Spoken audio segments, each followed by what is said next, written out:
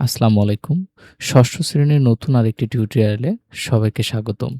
শিক্ষার্থীরা, আজকের থাকছে সুখ কবিতাটির বহুনির্বাচনী প্রশ্ন এবং সৃজনশীল প্রশ্নর সমাধান।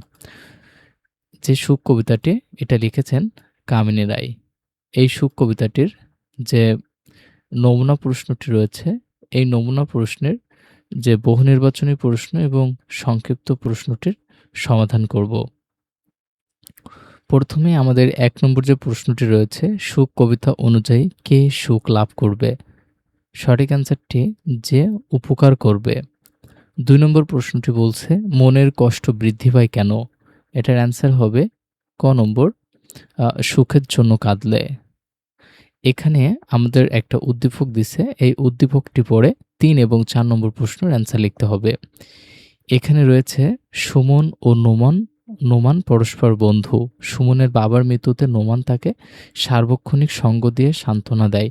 সাধ্যমতো সুমনকে সে আত্মিকভাবেও সাহায্য করে। সুমনের সমস্যাকে নোমান নিজের সমস্যা মনে করে। এখানে ৩ নম্বর প্রশ্নটি বলা হচ্ছে, অনুচ্ছেদটি ভাব সুখ কবিতার কোন চরণে ফুটে উঠেছে? অ্যান্সারটি হবে গ নম্বর, পরের কারণে স্বার্থ দিয়া বলি। ৪ নম্বর যে প্রশ্নটি বলা হয়েছে, উদ্দীপকে ভাব অনুযায়ী সুমন পরোপকারী, নিঃস্বার্থ, জীবন সংগ্রামী, অর্থাৎ অ্যান্সার ১, ২ ও ৩।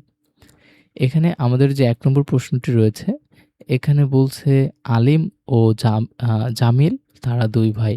প্রবাসে গিয়ে আলিম প্রচুর সম্পদের মালিক হয়ে দেশে ফিরেছেন। বাড়ি-গাড়ি সবই করেছেন, নিজের সুখের সকল ব্যবস্থাই করেছেন। অপরদিকে জামিল কেবল নিজের সুখ নিয়েই ব্যস্ত নন, পরিবার ও পাড়া-প্রতিবেশী সুখে-দুঃখে তিনি এগিয়ে যান। অন্যের উপকার করার সুযোগ পেলে তিনি সুখী হন।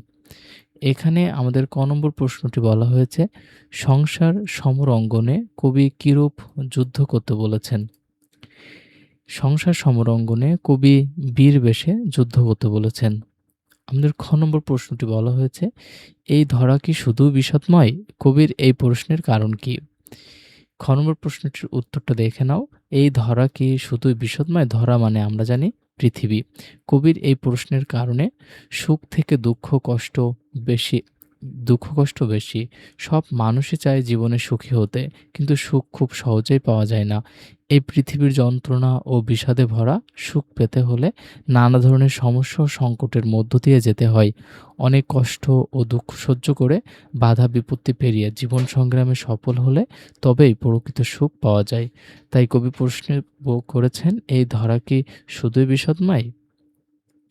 আমাদের গ নম্বর যে প্রশ্নটি রয়েছে, উদ্দীপকে জামিল সুখ কবিতায় বর্ণিত সুখী হবার কোন প্রক্রিয়াটি অনুসরণ করেছে ব্যাখ্যা করো।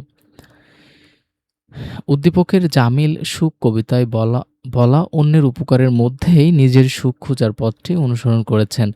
অনেক মানুষ শুধু নিজের কথা ভাবে, নিজের সুখের জন্য অন্যের সুখ ক্ষতি করতেও তারা পিছুপা হয় না এবং ধনসম্পদ বাড়াতে ব্যস্ত থাকে। কিন্তু প্রকৃত সুখ মানুষের উপকার করার মধ্য দিয়েই।